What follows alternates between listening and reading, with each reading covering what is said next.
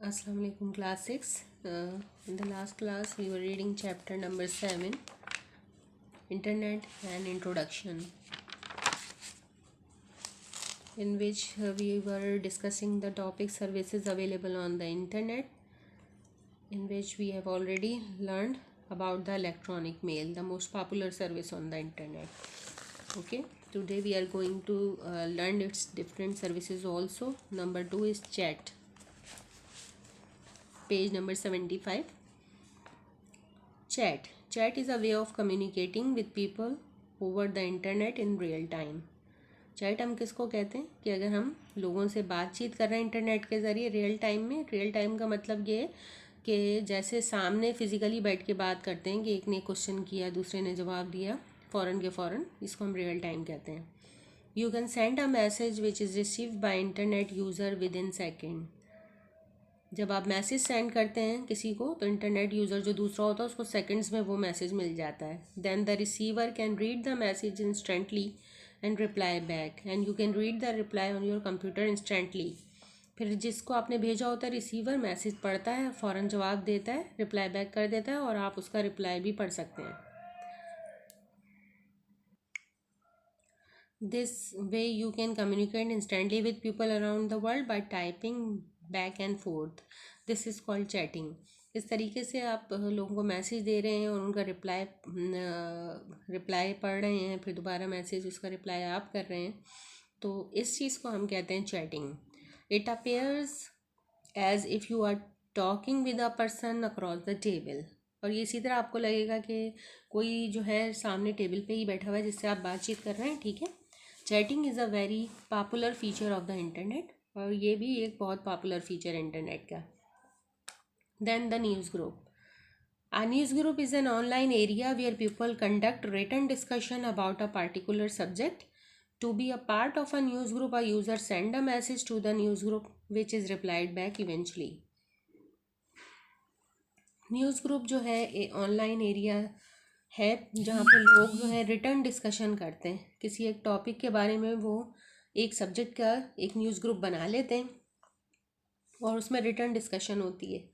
आप news group में आप लोगों को इस तरीके से कर सकते हैं काम कि अगर आपको कुछ आंसर चाहिए, कुछ समझ में नहीं आ रहा है, तो आप एक मैसेज या क्वेश्चन जो है वो न्यूज़ ग्रुप में आप दे देंगे। ठीक है, फिर जो भी उस ग्रुप में उसका आंसर जानता होगा वो पढ़ेगा, वो आपको रिप्लाई कर देगा। ये फ़ौरन के फ़ौरन तो इंस्टेंटली नहीं होता, लेकिन इवेंचुअली हो जाता है रिप्लाइज का। The collection of all the news group on internet is refer to as the Usenet. और जितने भी इंटरनेट पे दुनिया भर में न्यूज़ ग्रुप बने हुए हैं उनको मिला के हम यूज़ नेट कहते हैं।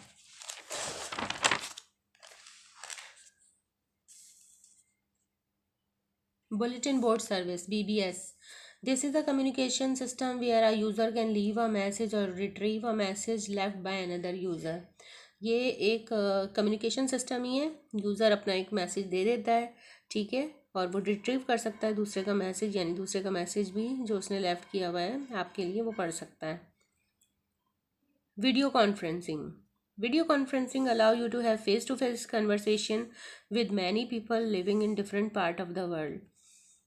वीडियो कॉन्फ्रेंसिंग इस तरह होती है कि आप एक से ज़्यादा लोगों से एक साथ दुनिया में कहीं मुख्तलिफ़ जगहों पर आप कम्युनिकेट एक साथ कर सकते हैं ऑडियो वीडियो की फैसिलिटी के साथ। तो वो ऐसे ही होगा कि जैसे एक मीटिंग किसी रूम में आप अटेंड कर रहे हैं। ठीक है, फॉर एग्ज़ाम्पल आप यहाँ कराची में हैं, दूसरा जो यूज़र है जो कॉन्फ्रेंस अटेंड कर रहा है वो लाहौर में है, तीसरा में भी अमेरिका के किसी शहर में। तो इस तरह दुनिया भर के मुख्तलिफ़ एरियो में एक वक्त में एक साथ ही कॉन्फ्रेंसिंग हो सकती है इस फैसिलिटी की वजह से। फ़िज़िकली आपको वहाँ जाने की ज़रूरत नहीं है। FTP, file transfer protocol, allow you to exchange file with other on internet. An FTP server allow to upload and download file using FTP. FTP यानी फ़ाइल ट्रांसफ़र प्रोटोकॉल एक फ़ैसिलिटी है जो इंटरनेट आपको दे रहा है। इसके ज़रिए आप अपनी फ़ाइल्स दूसरे कनेक्ट हुए हुए यूज़र से शेयर कर सकते हैं। ठीक है, तो FTP सर्वर जो है वो आपको अलाउ करता है अपलोड करना अपनी फ़ाइल और डाउनलोड करना दूसरी file. Telnet allow you to log on another remote computer and run program available on that computer. Telnet आपको परमिशन देता है कि आप रिमोट एरिया में यानी दूर दराज इलाके में आप कंप्यूटर पे लॉगिन हो जाएं और जो प्रोग्राम अवेलेबल हों वो आप यूज़ कर सकते हैं। www वर्ल्ड वाइड वेब है। The most popular service provided by internet is World Wide Web, popularly known as WWW. World Wide Web has a vast collection of information on various topics like education, entertainment, science, weather, and much more in the form of websites. जो 3 W ये आपको नज़र आ रहे हैं world wide web कहते हैं, हम उसको शॉर्ट में 3 Ws कहते हैं। ये सर्विस है इंटरनेट की, ठीक है, ये भी एक पॉपुलर सर्विस है। इसमें ये होता है कि बहुत ज़्यादा ये जो वर्ल्ड वाइड वेब है या शॉर्ट में हम वेब भी कहते हैं, ये कलेक्शन है इन्फॉर्मेशन की मुख्तलिफ टॉपिक पे। जैसे टॉपिक एजुकेशन के भी हो सकते हैं, इंटरटेनमेंट के, साइंस के, वेदर के, या किसी पर्सन की भी, कंट्रीज़ की, गवर्नमेंट की भी वेबसाइट होती है। वो सारी वेबसाइट का कलेक्शन जो है, ठीक है, वो कहलाता है वर्ल्ड वाइड वेब। अब एक वेबसाइट जो है वो कलेक्शन होती है एक इंफॉर्मेशन, मतलब एक टॉपिक के बारे में इंफॉर्मेशन होती है उसके अंदर। Anyone can set up a website on the www about anything that one wishes to share each other. It could be about you, about your school, about your car, or any information you wish to share. ठीक है, our website is simply a collection of document containing text, graphics, or audio. So www can be used by a user to find the information provided on the web by the other user. अब कोई भी इंसान चाहे वो एक website बना सकता है और वो उसको डाल सकता है वर्ल्ड वाइड वेब पे, ठीक है। अब वो किसी बारे में भी बनाए, आप अपने बारे में बनाएं, स्कूल के बारे में, ठीक है, किसी सेलिब्रिटी के बारे में बनाएं, अपनी कार के बारे में बनाएं। अब वेबसाइट जो होती है कलेक्शन है, उसके अंदर डॉक्यूमेंट है, रिटन टेक्स्ट है, पिक्चर्स भी आप डाल सकते हैं, ऑडियो भी और ग्राफिक्स भी, ठीक है। यानी आप अपनी इंफॉर्मेशन शेयर कर सकते हैं इंटरनेट पे दूसरे यूज़र्स के साथ वेबसाइट के through. Then the web browser.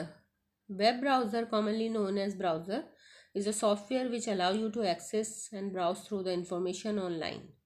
अब वेब ब्राउज़र जो है, जिसको हम ब्राउज़र भी कहते हैं, ये एक सॉफ्टवेयर है जो आपके कंप्यूटर में होना चाहिए ताकि आप जब इंटरनेट यूज़ कर रहे हैं, एक्सेस कर रहे हैं, इंटरनेट को रन कर रहे हैं और इंफॉर्मेशन ब्राउजिंग कर रहे हैं, तो वो आप कर सकें। A browser is required to access the internet. Internet Explorer, Google Chrome are example of commonly used browser. If your PC has Windows as the operating system, Internet Explorer might be automatically available on your system. अब browser की ज़रूरत है internet run करने के लिए। हर software एक ना एक काम करता है, तो ब्राउज़र इंटरनेट रन करता है। इंटरनेट एक्सप्लोरर एग्जांपल है इसकी, गूगल क्रोम भी है। अगर आपके पास ऑपरेटिंग सिस्टम विंडोज़ है तो इंटरनेट एक्सप्लोरर बाय डिफ़ॉल्ट आपके कंप्यूटर में पहले से होता है। आप दूसरा ब्राउज़र भी इंस्टॉल कर सकते हैं अपने कंप्यूटर में। फिर है internet service provider, ISP. Internet service provider, popularly known as ISPs, are agencies that have installed very powerful computer called server. ISPs companies होती हैं जो आपको इंटरनेट फराहम करती हैं, उनके पास बहुत पावरफुल कंप्यूटर होते हैं जिन्हें हम कहते हैं server. Server are connected to the internet through satellite और other high speed communication channel, और ये सर्वर ही होते हैं जो कनेक्ट होते हैं इंटरनेट से सैटेलाइट के ज़रिए या दूसरे चैनल के ज़रिए। Some popular service providers in Pakistan are CyberNet, QB, etc. अब डिफरेंट ISPs हैं दुनिया भर में। पाकिस्तान में जो पॉपुलर हैं वो CyberNet है, QB है, और भी दूसरी हैं। These companies provide internet connection to the computer user, और ये कंपनी कंप्यूटर यूज़र को इंटरनेट कनेक्शन देती हैं।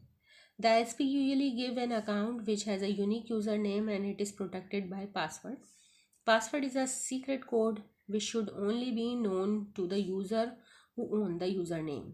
When you want to use the internet, you can dial up the ISP number by using a modem and get connected. देखिए, ISP पे जब आप अपना अकाउंट बनाते हैं, इंटरनेट उनसे लेते हैं कनेक्शन, वो एक अकाउंट बनाएंगी आपका, ठीक है। उस अकाउंट में एक यूज़र नेम होगा आपका और पासवर्ड प्रोटेक्टेड होगा। पासवर्ड भी सिर्फ उसी को मालूम होना चाहिए जिसका वो यूज़र नेम है। जब भी आप इंटरनेट यूज़ करना चाहें या कनेक्ट होना चाहें तो आप ISP का नंबर डायल करें मोडेम के थ्रू और कनेक्ट हो जाएं। Newer technology like DSL and wireless internet do not require dialing up.